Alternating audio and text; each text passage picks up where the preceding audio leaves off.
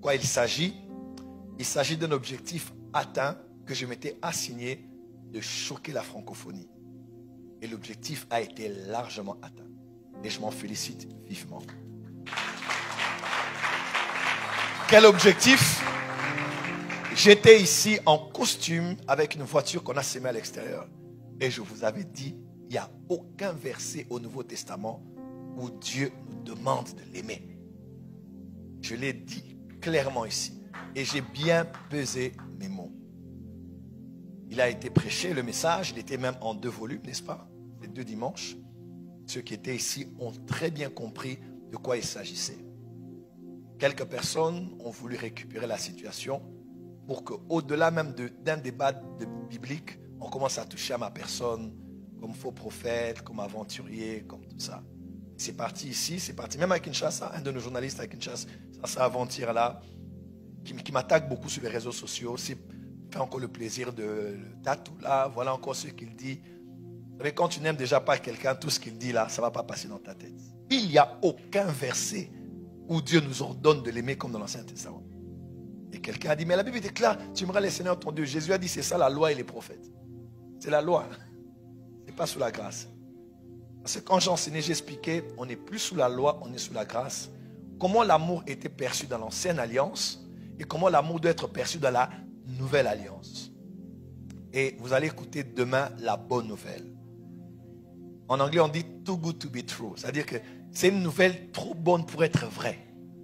Et ça, la religion n'aime pas ça. Parce que la religion aime faire des choses pour plaire à Dieu. Aime quand tu te sanctifies pour qu'on sache que lui, il craint Dieu. Alors que c'est même pas ça. Dans l'évangile, dans la bonne nouvelle, dans le royaume, c'est Dieu qui nous a aimés. Alléluia. Et c'est lui qui nous a aimés le premier. Voilà pourquoi nous l'aimons.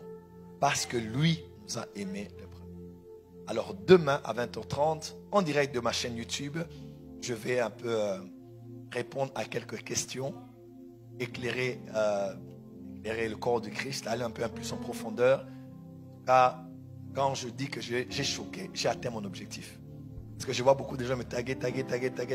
Prophète, qu'est-ce que tu racontes? Je dis, vous ne savez pas juste. Vous savez, à un moment même, Jésus a dit, je vous donne un nouveau commandement. Donc, il y avait un ancien où on vous disait, aime ton prochain comme toi-même. Mais moi, je vous dis maintenant, n'aimez plus vos prochains comme vous-même. Maintenant, aimez votre prochain comme moi, je vous ai aimé. Oui? Donc, on verra, dit avec moi, l'ancien et le nouveau. Après, Jésus a dit, on ne met pas du vin nouveau dans des vieilles outres. Donc, beaucoup de gens difficiles parce qu'ils sont encore dans les messages cartésiens. Un pasteur m'a écrit aujourd'hui, il m'a dit, mais explique-moi plus, je ne comprends pas. Quand je l'ai expliqué, il m'a dit, hé, on était mal habitués. J'ai dit oui. J'ai dit, c'est ça le christianisme. C'est Jésus, ce n'est pas nous. C'est d'abord lui. Ce n'est pas nous. Mais quand l'homme veut toujours avoir un peu de gloire, d'avoir lui, il aime Dieu plus que l'autre. Bon, sur base de quoi on juge l'amour que quelqu'un a vis-à-vis de Dieu?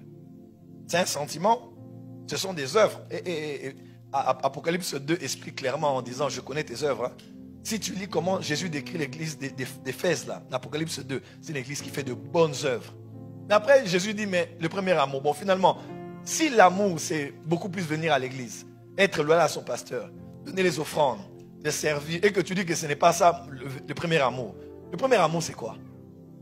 Voilà pourquoi il faut faire une bonne exégèse de l'épître de Paul aux Éphésiens avant de comprendre la lettre de Jésus à l'église d'Éphèse. Quand dans Éphésiens, on parle de l'amour, on parle de quoi comme amour? Qu'est-ce qu'on a plus prêché aux Éphésiens sur l'amour pour que Jésus aille dire, tu as abandonné ton premier, qui a aimé qui en premier? Alléluia. Donc demain, Bible en main, cœur ouvert, nous allons vous parler de la bonne nouvelle, de l'amour infini de Dieu qui nous a été manifesté dans la personne de Jésus. En tout cas, demain, soyez connectés en ligne, partagez le lien aux gens et permettez à quelques pharisiens, eux, il y en aura toujours, hein, c'était les plus grands ennemis de Jésus lors de son ministère dans les jours de sa chair. Il y en aura encore, mais nous voulons apporter la bonne nouvelle. Qui est béni ce soir?